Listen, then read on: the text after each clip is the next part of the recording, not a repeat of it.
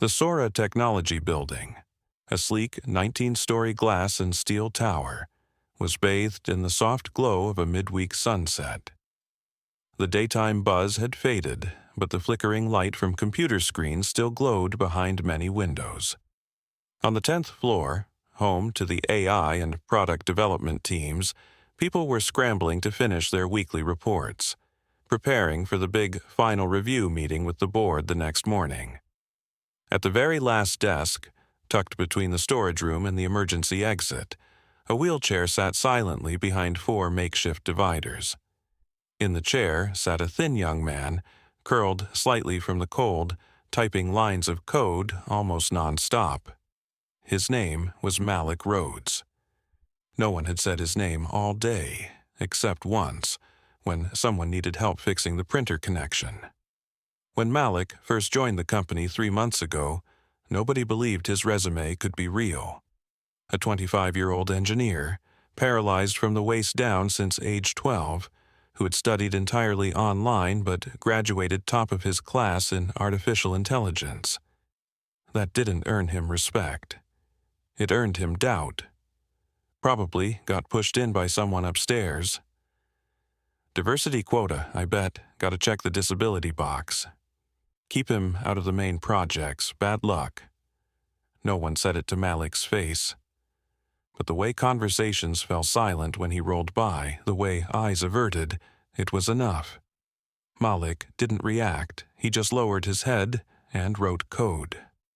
Once, during an internal review, Malik proposed using a compressed LLM model to help power communication tools for patients with limited mobility, allowing them to speak using just eye movement and breath sounds. The room fell silent. Then the head of engineering, Mr. Stanton, chuckled, "Nice theory. But we're not writing science fiction. We build products for shareholders." Everyone laughed. Malik nodded. No pushback, no emotion.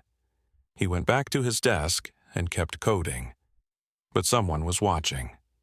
Mila, head of testing for biosensor devices, had been paying attention. Every time the system failed to read neural signals correctly, only Malik could spot the anomaly. When she had to rerun a 72-hour simulation, Malik often sent her a pre-filtered log file. No one asked him to. One day in the elevator, Mila asked, "Why do you work this hard when no one even notices?" Malik smiled softly. "Maybe, because a device like this once helped me survive." No one knew. 13 years ago, Malik had been in a car crash that left him comatose. He only lived because of an early neurosignal reader, a crude, glitchy prototype. That device left him unable to move. But it also kept him alive. He had made a vow. He would build something better if he could. So no one else would have to pay the same price. That same week, Sora Technology hosted a product demo for potential clients, including one tool for ALS patients or those paralyzed and unable to speak. Malik was asked to stay late, just to check the cables, not to present, not to stand on stage. During the trial, the system glitched. Eye tracking data failed, the software froze. Mila panicked. None of the engineers could figure it out. Malik said nothing. He rolled forward and quietly asked to open the terminal. 2 minutes later, he fixed it. He used a noise filtering algorithm, the same one he'd proposed before. One of the guests that day, standing silently beside Mila, was Daniel Holt, CEO of SORA Group, and the father of a child who had just awakened from a coma thanks to an AI device. A few days later, an internal email circulated. In recognition of Malik Rhodes' contributions, the company will allocate 5% IP equity of the LUX AI interface to him. The message did not explain. No one in the team knew Malik had written the core code for that system 3 years ago, released anonymously as open source. Not for money, not for a patent, but because he'd once been the person on the other end of that wire. If you've ever been overlooked, underestimated, or ignored because of your appearance, you probably understand this feeling more deeply than anyone.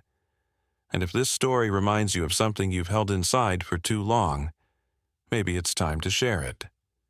Because someone out there needs to hear you.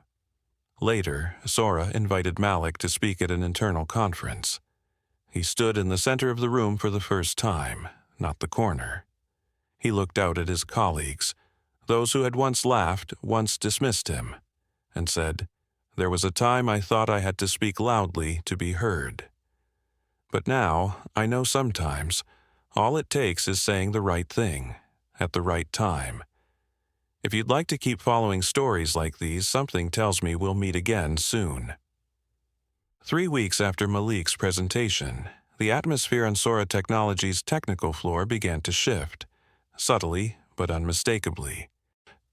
For the first time in nearly 90 days, Malik's wheelchair was no longer tucked away in the farthest corner of the room. At Mila's suggestion, the team unanimously agreed to rearrange the layout, bringing the core programming area closer to the center. No one said why. But Malik understood, and he didn't say, "Thank you." He simply started arriving 15 minutes earlier each day. One afternoon, when Mila stopped by the break area, she found a small food container placed neatly on her desk. Next to it, a folded note. "I learned to cook from my mother." She used to say, "If someone helps you feel heard, at the very least, make sure they're not hungry." There was no signature, but the careful, slanted handwriting could only belong to Malik. Meanwhile, the Sora Group's executive board debated publicly sharing Malik's story. It's a great story, inspirational, but if it looks like we're using a disabled person's image to market ourselves, it could backfire. The only one who disagreed wasn't the head of communications. It was Daniel Holt, the CEO and the father of the boy Malik's code, who had helped save. He doesn't need to be portrayed as a role model. He needs to be treated like a regular employee. That's the highest form of respect. Maybe you've felt that too. Being praised when you only wanted to keep doing the work you believe matters quietly. If you've ever been inflated without reason or held back for no reason, you probably know the feeling.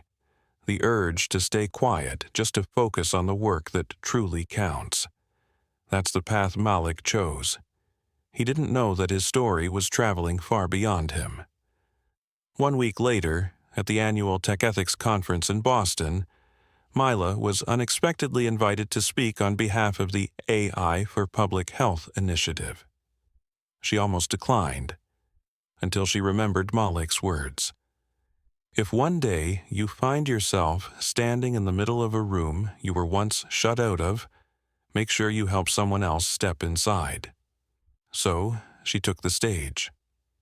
She didn't talk about products before more than 300 global tech leaders, or ROI. She spoke about a piece of code, about someone who never asked for the spotlight, about how kindness can be programmed into habit. She closed with a line that would later appear on countless images, slides, and quote cards. He didn't fight to overcome injustice. He chose to rewrite the system that once forgot him. An anonymous programmer on GitHub shared the quote, spread to Reddit, then TikTok. Within 72 hours, her talk hit 5.6 million views.